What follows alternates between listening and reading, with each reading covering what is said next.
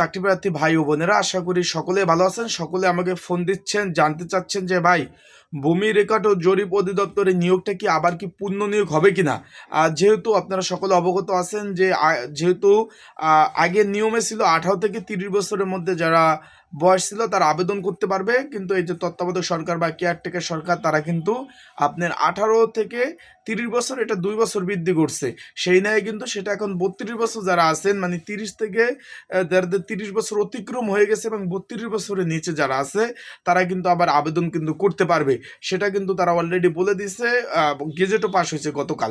এখন সেই প্রেক্ষিতে কিন্তু আপনারা একটু খেয়াল রাখবেন, যেটা আপনার জনপ্রশাসন মন্ত্রণালয় পূর্ণ নিয়োগ দিছে, তারপর হলো আপনার রাজশাহী কর্তৃপক্ষ পূর্ণ নিয়োগ দিছে, এবং আপনার পল্লী উন্নয়ন বোর্ড, বিদ্যুতায়ন বোর্ড সেটাও কিন্তু পূর্ণ নিয়োগ দিছে।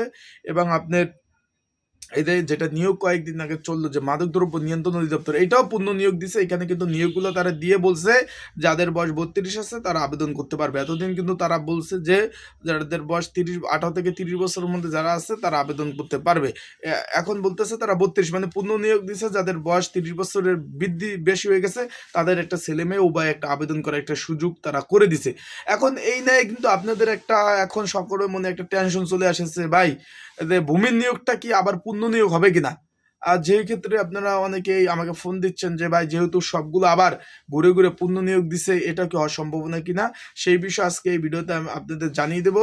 তাই ভিডিওটা আপনারা শুরু থেকে শেষ পর্যন্ত দেখবেন, এবং যারা আমার ইউটিউব চ্যানেলে নতুন তারা অবশ্যই আমার ইউটিউব চ্যানেলটা সাবস্ক্রাইব করবেন। ফেসবুক পেজ থেকে ভিডিওটা দেখলে অবশ্যই ফলো করবেন, লাইক কমেন্ট শেয়ার করে অন্যকে কিন্তু দেখার সুযোগ করে দিবেন। চলুন ভিডিওটা শুরু করি। ভূমি রেকর্ড ও জরিপ অধিদপ্তর কিন্তু প্রথমেই এই বছরের প্রথমেই কিন্তু আপনাদের নিয়োগ বিজ্ঞপ্তি প্রকাশ করে। এখানে কিন্তু শূন্য পদের সংখ্যা ছিল, আপনারা সকলেই জানেন, 3000 প্লাস পদে নিয়োগ বিজ্ঞপ্তি প্রকাশ করে। সেটার আবেদন শেষ হলো, এবং পরীক্ষার কিছু পদের পরীক্ষা হওয়ার পরে আবার পরীক্ষার ডেট পড়লো।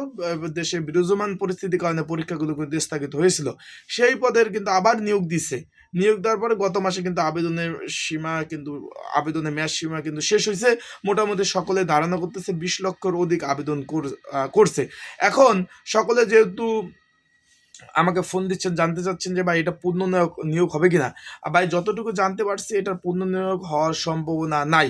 কারণ এই নিয়োগটা কিন্তু একবার দিয়েছিল, তারপর এটা পরিবর্তন করে আবার পূর্ণ নিয়োগ দিচ্ছে, সংশোধনীয় নিয়োগ বিজ্ঞপ্তি।